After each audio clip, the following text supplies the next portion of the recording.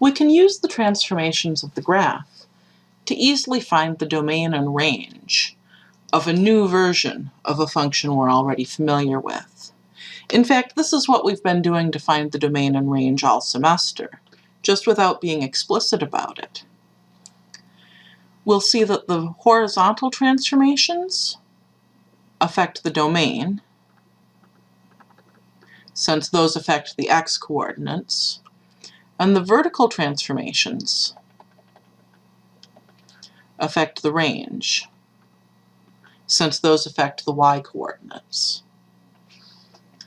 Let's see how this works in a specific example. So here we have the graph of y equals f of x, and we have a new function g that's based on f through a variety of transformations. You see we have a vertical scale. Inside the function we have 3 minus x. That's the same as negative x plus 3. So we have a horizontal transformation and also a horizontal reflection. And then that minus 1 outside is a downward translation.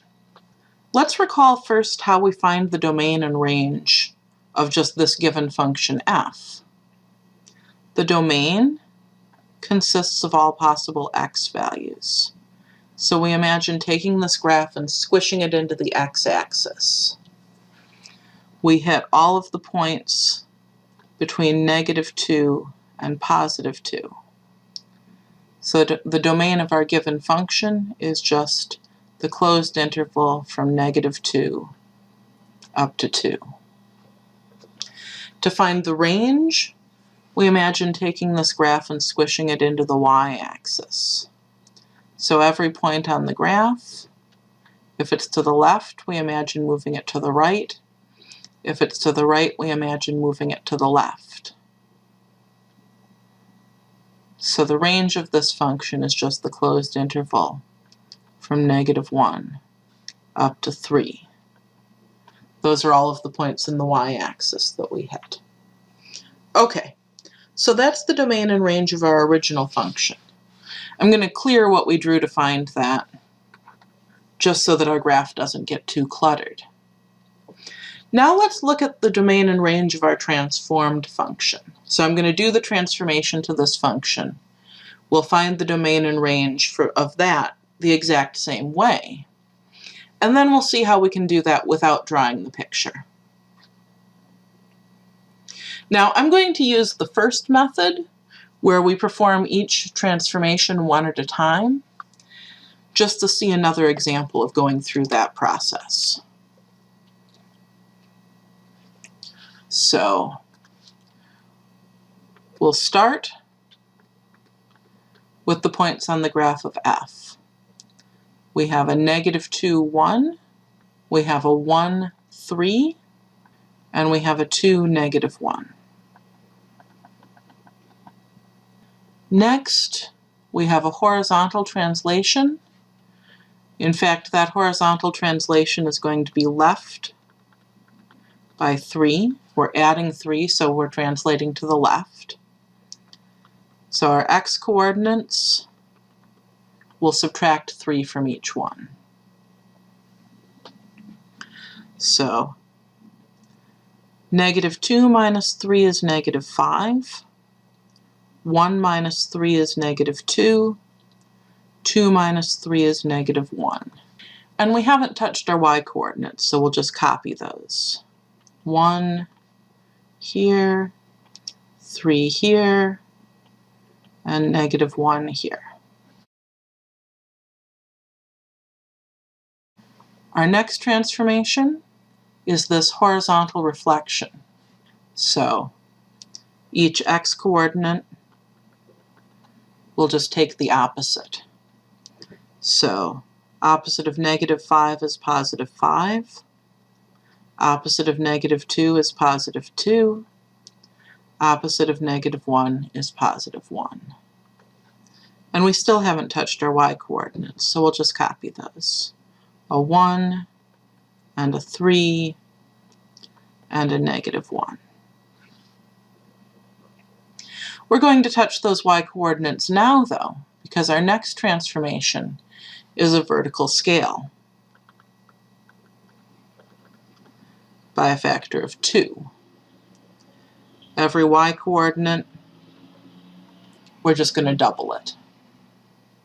So 1 times 2 is 2, 3 times 2 is 6, and -1 times 2 is -2. And now we've affected our y values, but our x values haven't changed. So we'll leave those alone this time. Our last transformation then, indicated by our -1, is going to be a translation down by 1. So each y coordinate, we're going to subtract 1 from it. 2 minus 1 is 1. 6 minus 1 is 5. -2 minus 1 is -3. And again, that doesn't affect our x coordinates. So the 5 we leave alone, the 2 we leave alone, and the 1 we leave alone as well. Okay, so let's look at the graph then of our transformed function. We have a point at 5, 1. We have a point at 2, 5, way up at the top of the graph. And we have a point at 1, -3. Connect those dots. And we see that we've flipped horizontally. It looks like we've moved to the right, but what we did was to move to the left and then flip horizontally. That's good. We stretched vertically. And then after we stretched, we moved downward a little bit. Okay, so that makes sense with the transformations that we actually saw. To find the domain and range of this new function, well, for the domain, we imagine taking our graph and squishing it into the x-axis. So everything above the x-axis we push down, everything below we push up, and we end up hitting all the points on the x-axis from -1 up to 5. For the range, we want to squish everything into the y-axis. Everything's to the right of the y-axis, so we're pushing everything to the left. And we end up hitting all of the points from -3 up to 5. So the domain of our new function, we hit all of the points from 1 up to 5, and the range we hit all of the points from -3 up to 5. Okay, how could we find that without drawing the picture and without following through the entire transformation?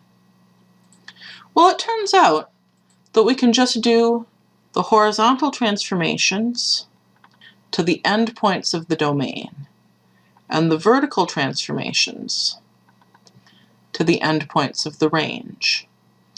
Remember, the domain of our original function was -2 to 2. And the range of our original function was -1 up to 3. I'm going to just make a copy of our function here so that we can refer to it. Right? We have g of x is 2 times f of -x plus 3. It wasn't given to us in that form, but that's the form we want, minus 1. To find the domain of g, we can just look at the endpoints of the domain and do only our horizontal transformations to them.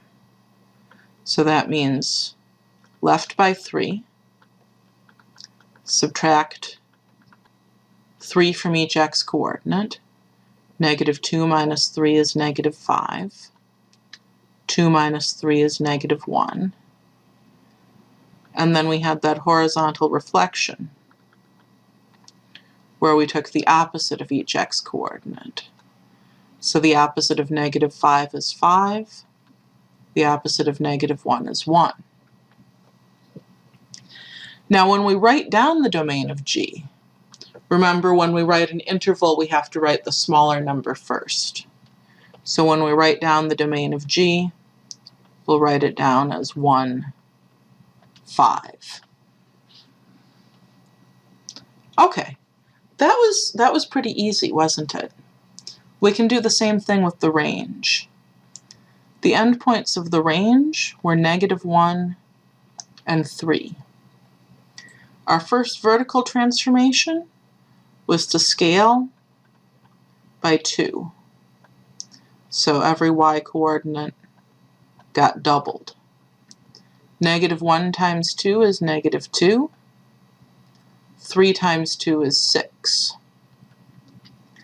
And then we translated down by 1. So every y coordinate had 1 subtracted from it. Negative 2 minus 1 is negative 3. 6 minus 1 is 5. And so we get that our range will be from negative 3 to 5. We can use this method to find the domain and range without actually going to the graph of the transformed function.